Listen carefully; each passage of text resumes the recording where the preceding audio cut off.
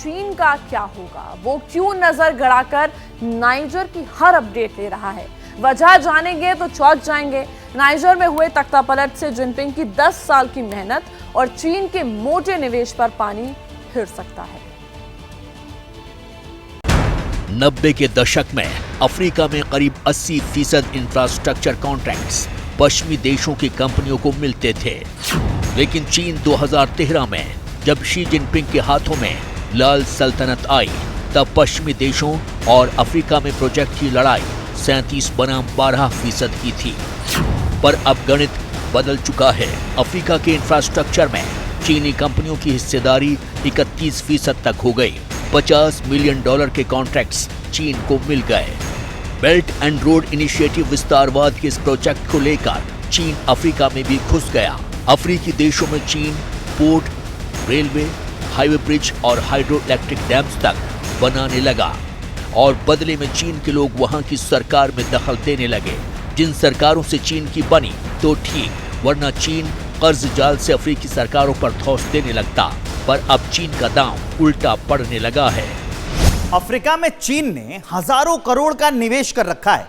Africa के देशों में एक के बाद एक होते तख्तापलट ने शी जिनपिंग के होश उड़ा दिए हैं, क्योंकि शी जिनपिंग को अपना मोटा निवेश डूबता हुआ नजर आ रहा है। विद्रोह की स्थिति, सिविल वॉर की स्थिति में अफ्रीका को हड़पने की चाल शी जिनपिंग की कभी कामयाब नहीं हो सकती।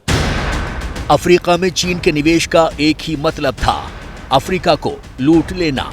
अफ्रीका के साहेल रीजन में बहुमूल्य खनिजों की भरमार है, जिसमें यूरेनियम भी है।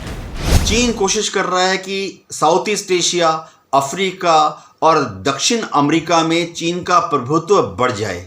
इसके तहत चीन ने अफ्रीका के कई देशों को बहुत लोन दिया है और बहुत इंफ्रास्ट्रक्चर प्रोजेक्ट वहां पर चालू करके अफ्रीका के देशों को गिफ्ट में दे रहा है। चीन यह कोशिश कर रहा है कि यह सब करके वह अफ्रीका के देशों को और उनके राजनीतिज्ञों को, उनके नेताओं को अपनी गिरफ्त में ले ले, ताकि वह बाध्य होकर भविष्य में चीन की ही बात सुने, यानी चीन के वह कुछ हद तक गुलाम बन जाएं। कुछ ही दिन पहले अमेरिकी अखबार न्यूयॉर्क टाइम्स ने दुनिया में चीन का प्रोपेगेंडा फैलाने वालों पर बड़ा खुलासा किया था। बताया गया था कि नोवेल रॉय सिंघम नाम का एक अमेरिकी बिजनेसमैन चीन से मोटा पैसा लेकर विस्तारवाद का नया अध्याय लिखने की कोशिश में है। नवंबर 2021 में लंदन की सड़कों पर हांगकांग की आजादी के लिए प्रदर्शन कर रहे लोगों पर हमला हुआ था। इसके पीछे शी और सिंघम का नेक्सस था। साउथ अफ्रीका के स्कूलों में चीन से जुड़े पाठ्यक्रम कब शामिल हो गए पता ही नहीं चला। ऐसे में अफ्रीका में अगर युद्ध भड़का तो न सिर्फ जिनपिंग का सपना टूटेगा, बल्कि सिंघम जैसे कथित चीनी एजेंट भी बेचैन हो जाएंगे। अफ्रीका के खजाने पर नजर गड़ाई चीन के लिए फ्रांस बहुत बड़ी चुनौती है, क्योंकि अफ्रीकी महाद्वीप में सबसे बड़ी शक्ति फ्रांस है। इसलिए चीन चाहता है कि नाइजर को लेकर रूस की भ्रंत पश्चिमी देशों से हो जाए और फिर चीन का प्लान क्लियर हो जाए।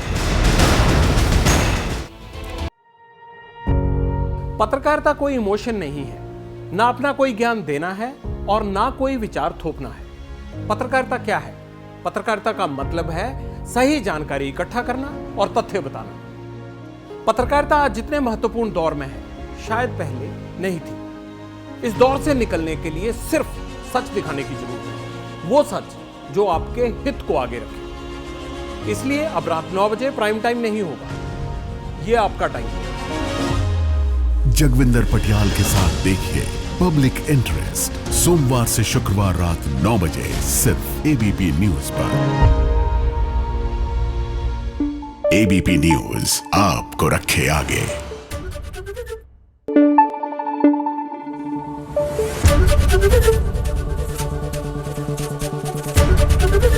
एबीपी न्यूज आपको रखे आगे।